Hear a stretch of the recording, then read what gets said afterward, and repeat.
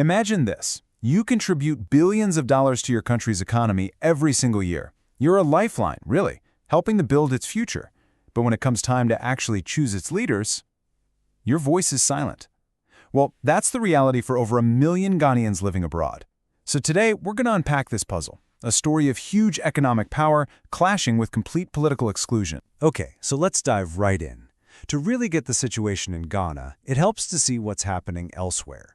I mean, just this year, you had tens of thousands of South Africans scattered across more than 100 different countries, all casting their votes in their general election. Sure, it's a complicated process, but it's one that many countries have figured out. And that brings us to the big question, doesn't it? You've got over 60 countries around the world that let their overseas citizens vote. So why isn't Ghana, a major player on the continent with this massive influential diaspora, one of them? To really understand what's at stake here, you kind of have to follow the money. And believe me, there is a lot of it. Just look at that number, $4.7 billion. That is how much money Ghanaians abroad sent home in 2023 alone. We're not talking about pocket change here. This is a massive flow of cash that literally helps power the entire nation. And to put that number in perspective for you, it makes Ghana the second largest recipient of these payments in all of Africa, just behind Nigeria. That money makes up about 5% of the country's entire GDP. It's a huge financial pillar for the Ghanaian economy. And you know, this quote from Aline, a Ghanaian living in the U.S., really gets to the human side of all these stats. It's a simple, powerful point. If we're contributing this much to the country's well-being, shouldn't we have some say in how it's all run? So if they have the economic muscle and they clearly want to be involved, what's actually stopping them from voting? Well, here's the really shocking part. It isn't that there's no law for it. The thing is, there is one. It's just been stuck in some kind of bureaucratic black hole for almost 20 years. And this is it. This is the piece of paper at the center of the whole thing. ROPAA, the Representation of the People Amendment Act. It was passed way back in 2006, specifically to give citizens abroad the right to vote. So the legal framework, it's there. It's on the book. This timeline, well, it tells a pretty frustrating story. The law passes in 2006.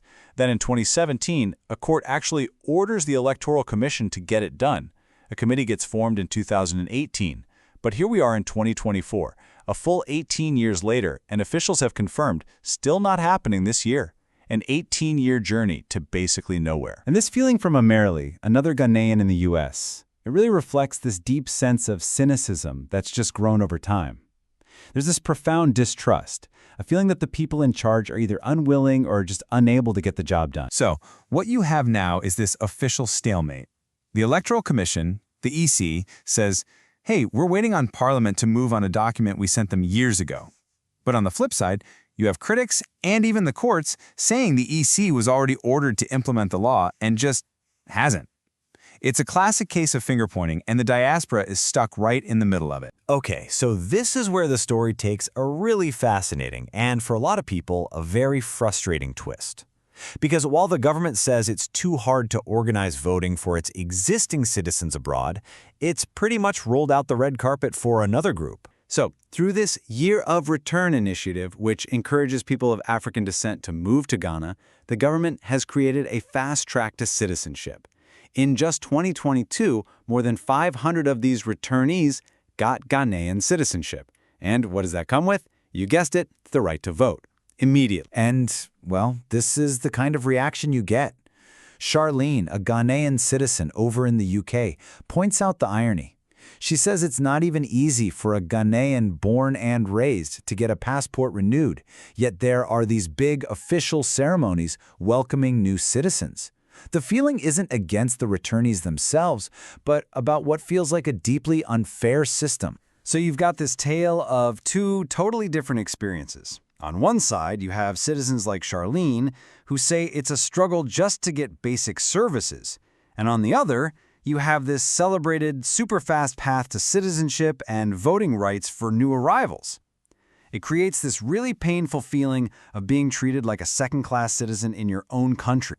So, with the 2024 election officially off the table for the diaspora, All eyes are now turning to the future. What's next?